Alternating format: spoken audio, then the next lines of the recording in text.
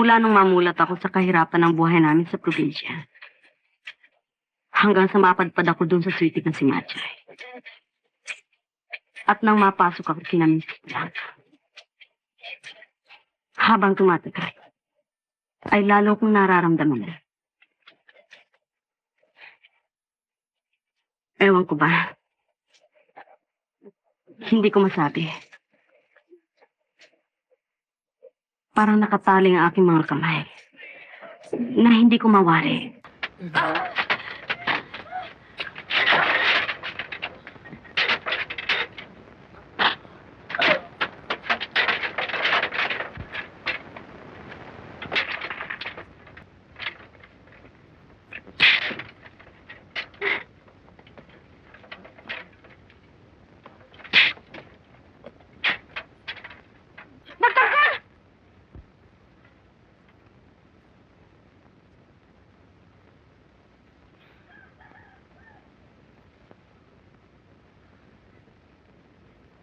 Minsan na ako nakapatay.